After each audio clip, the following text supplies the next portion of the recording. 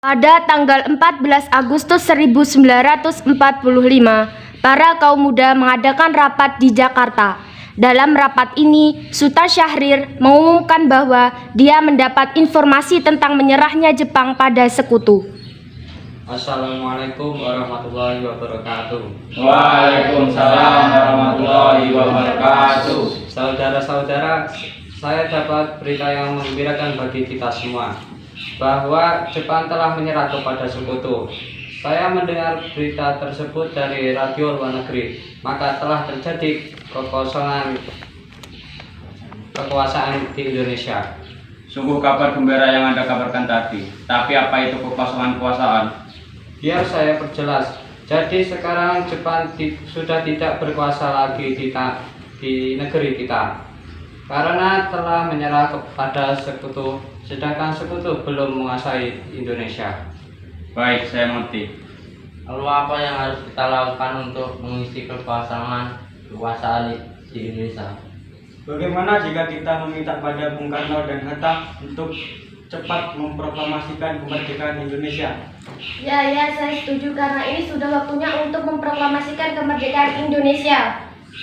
Baiklah, kalau kalian semua setuju, mari kita pergi ke rumah Bung Karno untuk membicarakan hal ini.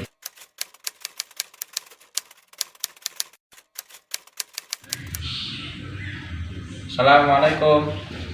Waalaikumsalam. Permisi Bu, apa ada Bung Karno di dalam? Kami ingin bertemu dengannya. Oh ada, Bapak ada di dalam. Memang ada keperluan apa ya? Begini Bu, ada hal yang ingin kami bicarakan. Oh kalau begitu silakan masuk. Saya dengar dari istri saya, katanya ada yang dibicarakan. Perihal apa itu? Ini kami dapat kabar bahwa Jepang telah menyerah pada sekutu. Jadi otomatis terjadi kekosongan kekuasaan di Indonesia. Benarkah? Itu benar. Dan maksud kami datang di sini adalah untuk meminta agar secara dilaksanakannya proklamasi kemerdekaan Indonesia. Cepatnya. Mungkin akan saya usahakan setelah dirundingkan dengan anggota PPKI lainnya. Tidak bisa, kita tidak bisa menunggu lebih lama lagi karena ini merupakan waktu yang tepat untuk memproklamasikan kemerdekaan Indonesia. Apa kalian tidak memikirkan nasib yang akan kita dapat bila kita senekat itu untuk memerdekakan Indonesia? Jepang akan menyerang kita. Justru itu, saat ini Jepang bukan penguasa Indonesia lagi. Jadi untuk apa kita menyanyiakan kesempatan ini? Nanti saja setelah kita bicarakan dengan anggota PPKI. Berharap Anda melaksanakan rapat PPKI terlebih dahulu, karena saya takut Jepang tahu tentang rencana kita dan menghalangi Indonesia merdeka. Tapi PPKI merupakan satu-satunya cara untuk memerdekakan Indonesia. Tapi kami tidak ingin merdeka oleh Jepang.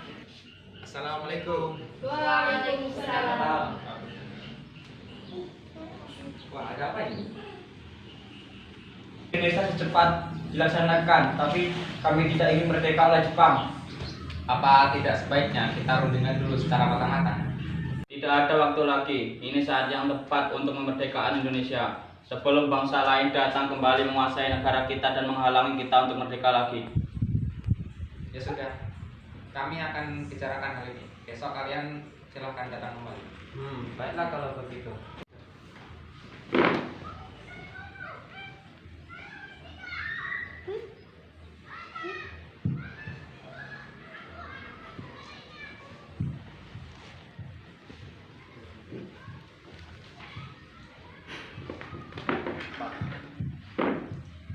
Apa yang sebenarnya? Mereka bilang Jepang telah mengalah pada sekutu dan mereka ingin kita segera memproklamasikan kemerdekaan Indonesia. Apa? Bukanlah seharusnya kita adakan dulu sidang PPKI sebelum melakukan proklamasi kemerdekaan Indonesia? Ya, saya juga berpikiran seperti itu. Tapi mereka tetap memaksa agar kita segera memproklamasikan kemerdekaan Indonesia.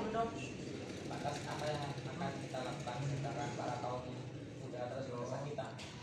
Kebenaran berita tersebut pun masih diragukan. Bagaimana jika berita itu adalah berita palsu? Jadi kita akan mengikuti kemauan mereka atau tidak? Tidak. Ramai di Baiklah kalau begitu. malam harinya, pukul 24.00 menjelang tanggal 16 Agustus 1945, para kaum muda kembali mengadakan rapat di Cikini dan merencanakan untuk mengasingkan Soekarno bersama Muhammad Hatta. Sekarang apa yang harus kita lakukan sementara para kaum tua akan mengikuti keinginan kita? Bagaimana kalau kita asingkan Bung Karno dan Hatta ke luar Jakarta agar bebas dari pengaruh Jepang? Tapi kemana ya? Bagaimana jika ke Rengas Dengklok? Di sana keamanannya sangat terjamin. Ya, bagus. Saya setuju dengan itu. Para kaum muda lalu pergi ke rumah Soekarno untuk mengajaknya dan Muhammad Hatta ke Rengas Dengklok. Assalamualaikum. Waalaikumsalam. Mencari Kang Mas ya? Oh ya Bu, kebetulan sekali. Oh, silakan masuk.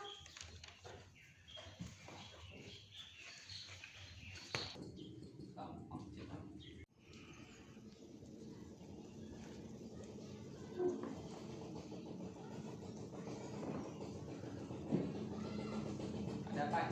Kok tengah malam ini kalian datang? Ada hal penting yang ingin kami bicarakan.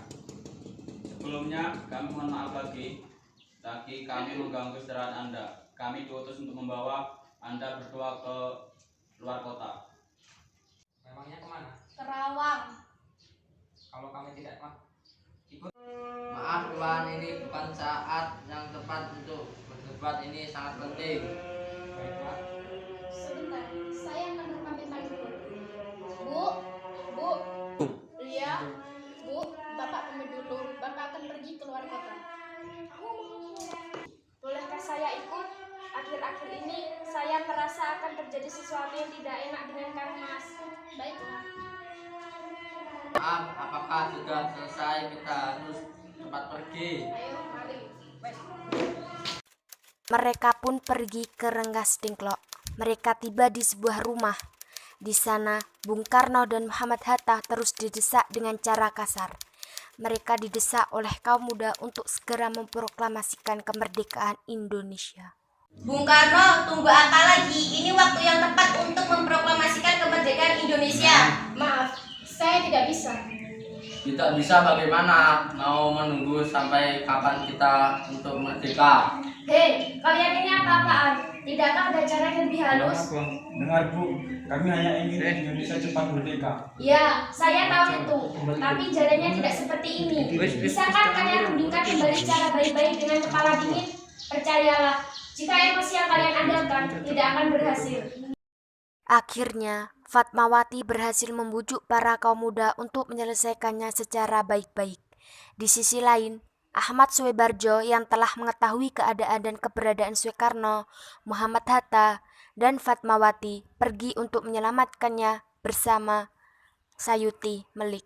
Hei, kalian, sudahlah, lepaskan mereka. Rasanya sangat tidak pantas menahan tokoh nasionalis seperti ini. Bagaimana bila kita rundingkan secara baik-baik? Baiklah. Jadi bagaimana Bu? Baiklah, saya akan memproklamasikan kemerdekaan Indonesia. Ya baguslah, tapi di mana kita akan membuat teks proklamasinya? Bagaimana jika kita ke rumah Laksmana Maida di Jakarta? Dia teman saya, orang Jepang yang mendukung kemerdekaan Indonesia. Ya, saya dengar juga dia perwira tinggi militer, jadi keamanannya bisa terjamin, tempatnya strategis. Ya sudah, kita pergi ke sana. Mereka semua lalu kembali ke Jakarta dan pergi ke rumah Laksmana Maida. Permisi, silakan duduk.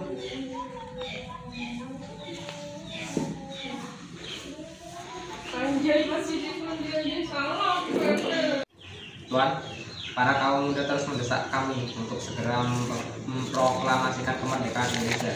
Bagaimana menurut Tuan? Ya, bagus. Ini memang waktu yang sangat tepat. Begini, jika diperbolehkan kami akan meminjam rumah Tuan. Boleh-boleh. Memang untuk apa? Rencananya, kami akan membuat naskah proklamasi. Oh, ya, silakan. Mari kita buat naskah proklamasi di ruang makan. Rasanya terlalu banyak orang yang akan membuat naskah proklamasi. Insinyur Soekarno, Muhammad Hatta, dan Ahmad Soebardjo pun pergi ke ruang makan untuk menulis naskah proklamasi. sedangkan yang lainnya menunggu mereka selesai. Akhirnya, naskah proklamasi selesai dibuat. Sayuti Melik pun mengetik naskah proklamasi bersama perubahannya, yang dimana teks itu akan ditandatangani oleh Insinyur Soekarno juga Muhammad Hatta. Nah, sekarang naskah proklamasi sudah selesai. Tapi dengan proklamasi yang dibacakan, Akhirnya, proklamasi pun sepakat untuk dibacakan di rumah Insinyur Soekarno pada tanggal 17 Agustus 1945 dini hari. Semuanya bersiap-siap. Di saat semuanya sedang sibuk, Suhud tiba-tiba datang menghampiri Bung Karno. Permisi Tuan, apakah ada proses pengibaran bendera merah putih? tentu saja harus. Itu merupakan lambang negara kita. Tapi benderanya tidak ada. Apa? Baiklah, akan kuperintahkan Fatmawati untuk menjahitkan bendera sekarang juga. Tolong panggilkan dia.